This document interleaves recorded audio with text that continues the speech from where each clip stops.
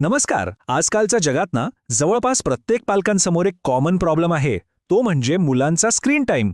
तो कमी कसा करायचा? चला आज याच विषयावर बोलूया आणि काही अगदी सोपे प्रॅक्टिकल उपाय शोधूया. ही परिस्थिती बघा. मूल रडतंय, तुम्हाला तुमचं काम करायचंय. अशा वेळी पटकन हातात फोन देणं किती सोपं वाटतं नाही का? आपल्यापैकी अनेकांना हा अनुभव आला असेल. पण खरंच फोन देण्याशिवाय दुसरा काही उपायच नाहीये का? चला तर मग आज आपण याच प्रश्नाचं उत्तर शोधूया. बरं, तर कुठल्याही बदलाची सुरुवात ही आपल्या घरापासूनच होते, बरोबर? म्हणूनच सगळ्यात पहिली आणि सगळ्यात महत्त्वाची पायरी आहे घरात स्क्रीन वापरण्याबद्दल काही अगदी स्पष्ट आणि पक्के नियम बनवणं.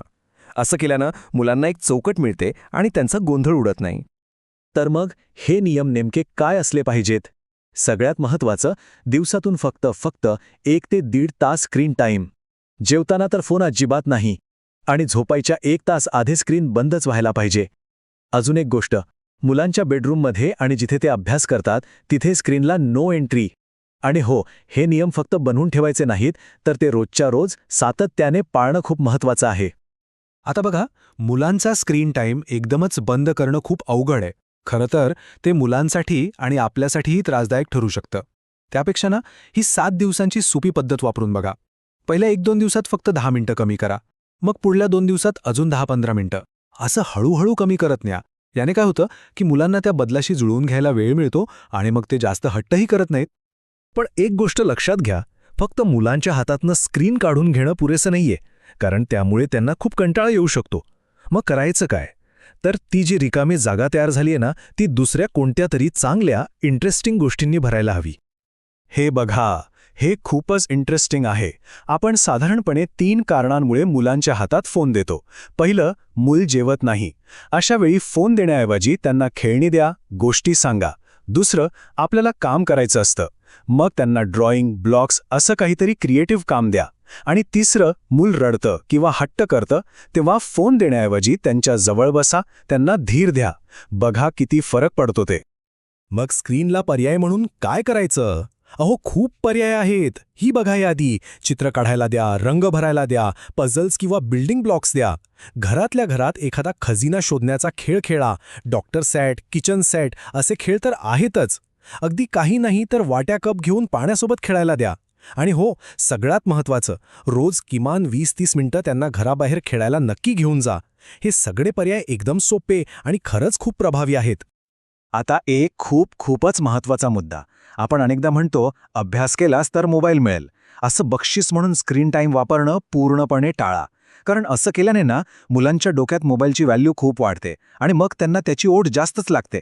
त्याऐवजी बक्षीस म्हणून एखादा स्टिकर द्या किंवा त्यांच्यासोबत थोडा वेळ खेळा, ते जास्त चांगलं.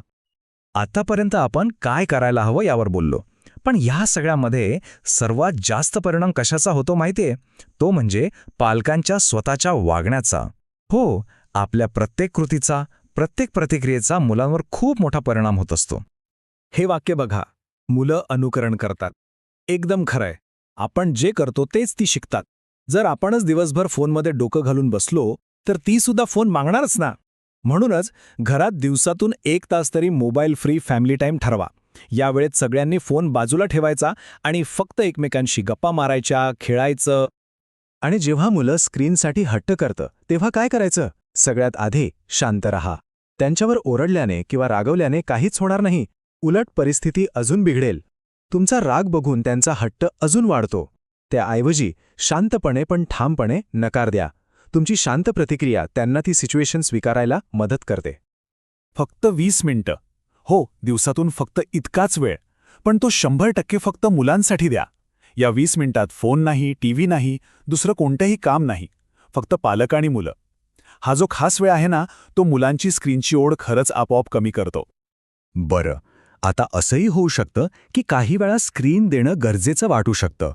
ठीक आहे, पण मग अशा वेळी त्यांना काय दाखवायचं हे निवडणं खूप महत्त्वाचं आहे. चला तर स्क्रीन टाईमला थोडं स्मार्ट कसं बनवता येईल यासाठी काही टिप्स बघूया. मुलांना व्हिडिओ दाखवताना ना ते जास्त भडक, फास्ट पेसवाले 3D ॲनिमेशन टाळा. त्याऐवजी साधे 2D व्हिडिओ दाखवा. जो कंटेंट आहे तो थोडा स्लो असावा आणि त्यातून काहीतरी शिकायला मिळावं. शक्य असेल तर जाहिराती नसलेले प्लॅटफॉर्म वापरा. आणि सगळ्यात महत्त्वाचं, दर अर्ध्या तासाने एक छोटा ब्रेक तर हवाच. आपण आत्तापर्यंत नियम, पर्याय, वेगवेगळ्या पद्धती या सगळ्यावर बोललो, पण या सगळ्याच्या मुळाशी जो अंतिम आणि सगळ्यात महत्त्वाचा उपाय आहे तो आता आपण बघूया. ही गोष्ट ना खूप नीट समजून घेण्यासारखी आहे. जेव्हा मूल मोबाईल मागतं तेव्हा त्याला खरं तर तो मोबाईल किंवा ती स्क्रीन नको असते. ही मागणी कशामुळे येते? तर त्याला एकतर कंटाळा आलेला असतो, किंवा त्याला आपलं लक्ष हवं असतं, किंवा त्याला आपल्याशी कनेक्ट व्हायचं असतं. मोबाईलची मागणी हे फक्त एक लक्षण आहे, खरं कारण वेगळंच आहे. तर मग जरा यावर विचार करा. आपलं ध्येय फक्त मुलांच्या हातातून मोबाईल काढून घेणं एवढंच आहे का? की त्याऐवजी त्यांच्यासोबतचं आपलं नातं, आपला संवाद तो अधिक घट्ट करणं आहे?